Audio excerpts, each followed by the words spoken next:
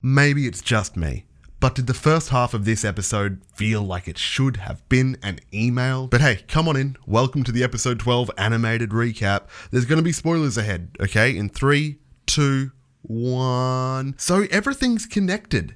Everything's connected apparently. Imogen's storyline and Autumn's storyline very much connected. Let's find out how. The previous episode finished with Imogen finally getting access to the Starlight Conservatory and be able to access the library within, and she found a very mysterious book that had some information about her mysterious power, but a bunch of pages had been ripped out. Now, she also found the name of her mother as one of the test subjects in this book.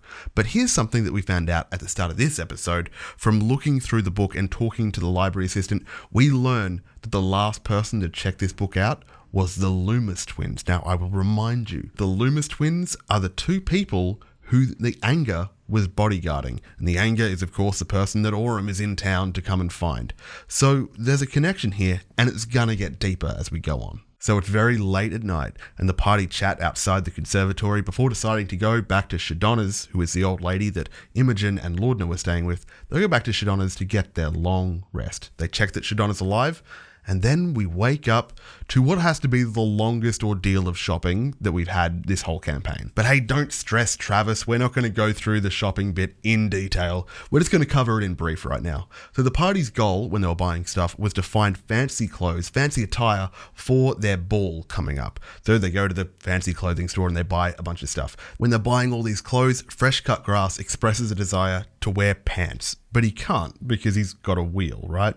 So the party make him wooden legs that he can kind of puppet with his hands. It's really silly, also that he can wear pants. That's the tone of this situation.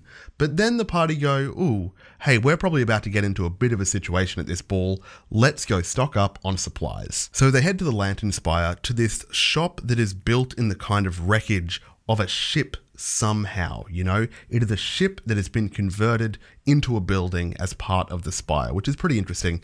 And this is a kind of lost and found junker's shop, you know, one man's trash is another man's treasure, etc., etc., etc. And they go in here and they meet the shopkeeper.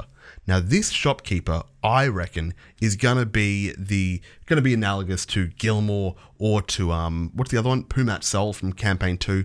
This is probably gonna be our magical item vendor for Campaign 3. This person's name is Marwa, a 20-year-old woman who runs this store alone, and it's just stacked to the ceiling with a bunch of junk and mysterious items. And she doesn't seem quite sure about what she has. When the party asked to buy potions, she returned with a bunch of different vials and isn't sure what's exactly in them, and the party just have to kind of work it out. Like they taste one of them and Fern rolls quite low on her check and goes, yeah, I reckon this is a healing potion. And another one, Imogen opens it up and smoke just starts billowing out of it. Fern uses this as an opportunity to steal a glass egg with blood inside while all the smoke's going everywhere. But they go back and forth and they get a bunch of magic items from this cute little interaction. The notable items they procure here are they buy some potions, they buy a magical rope that kind of magically ascends and affixes itself at the top. It's like 50 foot long. They buy spell components. Lordna buys a doll with a fancy outfit because she's going to use this outfit to dress up her dead pet rat Pate. It's very creepy. It's very Justin McElroy haunted doll watch. At the end of this shopping encounter, a whistle goes off for midday and Marwa goes, all right, we're closing. It's time for me to have lunch. And the party's kind of like bustles out of there. But Fern uses this as an opportunity to actually put the egg that she stole back, which is kind of cute. At this point, Critical Role take their break, they take a break, we take a break. Did you know that every time that Critical Role airs an episode, I'm live on Twitch just a couple of hours earlier doing really fun stuff over at matthewperkins.net/Twitch. Today being the episode that this episode of Critical Role aired. Oh no, I'm ruining up my own ad. Today, I played some Dungeons & Dragons solo. It was just me and AI Dungeon, and it was so wacky. I was getting everybody in chat to kind of choose the difficulty classes that I had to roll against, and we had a lot of fun. We had about 30 people just chatting. It was actually wild. I had to fight a giant snake. I sabotaged a jetpack, and in the end, I cured my curse. It was a really wacky adventure, and every week it's a different story, and it's all random, and it's all chaos. That's MatthewPerkins.net/Twitch. Every week before Critical Role, come on by. After the break, the party come back to talking about their name. Turns out they don't like the new nobodies, which Ashton suggested in the previous episode.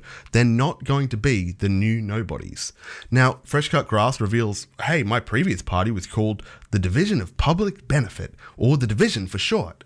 Now, that's not going to be their name either, but they do land on something. They reference the fact that Laudner was running around trying to get, word associations from people saying, hey, what do you see? What's the first thing you think of when you look at us? And Fresh Cut Grass suggests they might be called the Focus Group, but they put a comma in there. It's like the Focus Group, as in, hey, this group can't focus. Focus, comma, group. And I actually think that might stick, I think that might stick. And we learn a little bit more about Fresh Cut Grass's background. He talks about his party members in detail and their kind of combat style. And he says, hey, my party that got wiped out, I want justice for them. They were wiped out by a creature with a single large eye, presumably either a Nothic or a Beholder, according to my imagination. But Imogen has the idea to help Fresh Cut Grass through their trauma by peering into their mind as they describe the circumstance. And even though Imogen's great at doing this, she can't pierce through that veil of trauma. Fresh Cut Grass is not ready to process these memories. Imogen and Fresh Cut Grass go back to the library to do a bit more investigating. And they ask the librarian, hey, what other books did the Loomis twins hire out? And the librarian says, I'm not going to tell you that.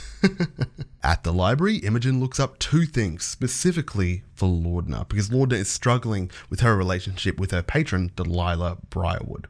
So she looks up the Briarwoods and Whitestone and finds out pretty much most of the information we already knew from Campaign 1. Here is a wiki article about it. You can pause the video to read about the Briarwoods here. But she also looks up the nature of warlocks who get their power from a dark pact with a more powerful entity. And she wants to know what happens if that pact is severed, if that contract is voided. Does that person get to retain the power that they got from that contract? And generally, Matt says the answer is no. If you void the contract, in most cases, you're probably going to lose the power. Imogen and Aurum, whose fates now seem quite intertwined, they head back to the Loomis Manor to go through the Loomis twins' belongings, looking for these missing pages because maybe they tore them out. They talk to the matron of the family and she says, yeah, please go through their things, and they roll their investigation checks, but they don't find anything particularly useful. So they talk to the matriarch of the family and say, when the twins were found in the wilds, were all their belongings returned with them? And the matriarch says, look, it was actually our friend, the family friend, Estani, that found them. So the matriarch of the Loomis family gives Aurum a very special pin that has a design on it that Estani would recognize. So Aurum could show this pin to Estani, and then they might say, hey, of course I'll help you. It's like an introductory pin, I guess. At this point, the party is pretty much killing time until they get to go to the ball. They're all so excited about the ball. And aren't we all? Aren't we all just excited about the ball? So we kind of cut through a few different scenes over the next few days. One night, it's Aurum talking to Dorian and Fern, and they're talking about Fern's relationship to Ira. Because you recall a few episodes ago, Ira seemed to know something about Fern and the fact that she was a Calloway. And Aurum even asked Fern, hey, what's up with your family? Are you guys famous or something? And Fern says, look, in the Feywild, we're pretty much royalty. There is a very dramatic moment where Imogen has another nightmare. And this is super creepy, okay? So she has a regular nightmare where she's in the field back at her home on the ranch and the red storm is approaching, but there's a difference this time. This time, there are twins there, two identical or similar looking people who we are presuming, probably correctly, are the Loomis twins. Why is Imogen dreaming of the Loomis twins, people that she's never met? You know what I mean? She dreamed of Sir Bertrand Bell when he died, but these twins, they had been dead for weeks at least, right? So this is very, very interesting. What does the red storm mean? We just don't know. So Laudner calms down Imogen, but also she has a peek outside the window just to take note of the position of the moons at the time of the nightmare, because there's some wacky stuff going on with the moons. And the best part of this episode is the fact that since it's a masquerade ball they're going to, Ashton wants to have a craft day. So the party gather together with Milo and they're going to have a craft day. I'm so excited for this.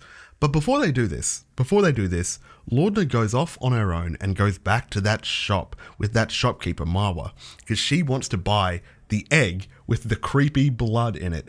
And she does buy it, and it's incredible. This is an item. It's called a Bloodwell Vial +1. Here are the stats for it. For this extra special craft day, the party go around the table individually describing what their lovely little mask looks like for their character, and they're also personalized. On the page here are some of my artists' favorite. By the way, all the art on this show is done by @DuncanLannis Art. Check him out on every social media platform. After they're all set, they return to Lord Asteros to hear what the plan is with this ball.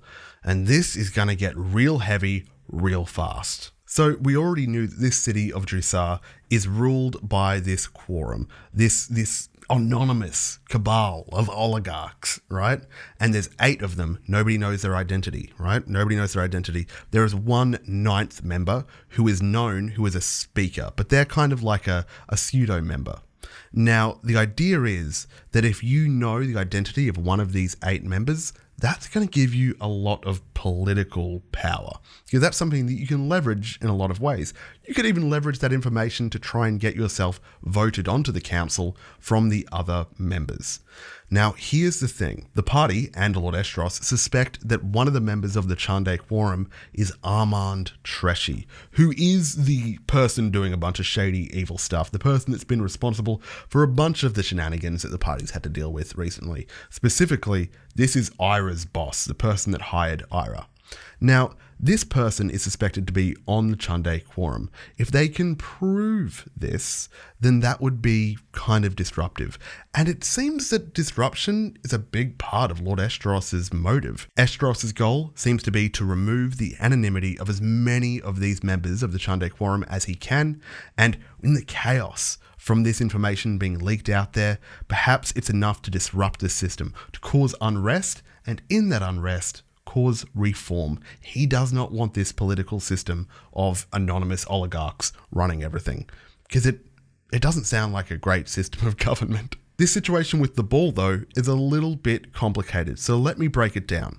The way the party's going to get in is half the party can go with Lord Asteros as his guests, and for the other half of the party, one of them's going to have to step up and take the position of the fake noble, and the rest of the party can be their guests. Except Dorian, after some umming and ahhing, since he is actually pretty much nobility, he decides to step up and go, no, I will just go as myself.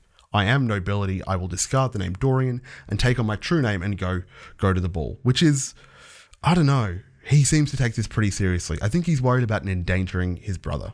So the party's going to split into 2 groups to attend this ball. They each have a suite that they can stay at this place. But what's their plan when they get there? What's their goal? Lord Asteros reveals a special piece of silver jewelry that is the exact match of something the dwarf Armand Treshy is known to wear constantly on his thumb.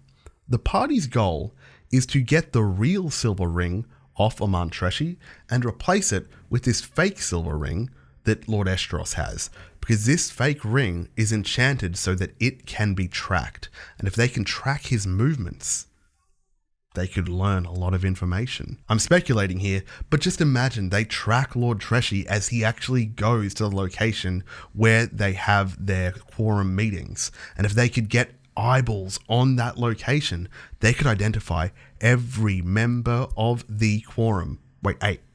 And the speaker, 9. So the party discuss and powwow about how they're going to split up the teams, and then that night they catch the carriages to the ball. I've got a quick bone to pick, because this episode was 5 hours long, and the previous episode was also 5 hours long. And that's 2.5 hours of content either side, with like a 15-minute break in the middle. That's not enough. You can't expect me to watch a movie, a long movie, take a 15-minute break, and then watch another movie. That's That's just wild. And at the moment, they do a lot right with the way they structure their episodes. Because if you're watching it live, you can type !uptime and you can see how long the episode is going to be and how long until the break. And you can also see when they are on a break or they're about to start the show, they've got countdown timers. I think they're trying to respect people's time that are watching the show. But I don't know, you are asking for a lot of attention and it can be quite difficult. So here's what I would propose. I would love to see them do maximum length of 4-hour episodes, and they do an hour of content and then a 20-minute break, and then another hour of content and another 20-minute break, and then they just finish the episode when it goes for as long as it does. So maybe we can have 2 hours of content at the end. This isn't like a petition or anything. I mean, Critical Role, don't care what I think, it's fine. Oh, actually, hey, my phone's ringing. Oh, it's Matt Mercer. Oh, hey, Matt Mercer, how you going? Yeah. Oh, no, you don't care? Oh, that's right. No, that was just Matt Mercer. He said he doesn't care about my opinion. But I would like to know what you think. Do you think Critical Role should take a second break as part of their format? Because that would be really helpful to me. And don't forget to catch me on Twitch, matthewperkins.net/Twitch, every time Critical Roles airs, just a few hours before. All these people down here are my patrons. Thank you so much, patrons. And up here is another YouTube video that YouTube seems to think that you might like. Oh, that's pretty crazy. Why don't you give it a click?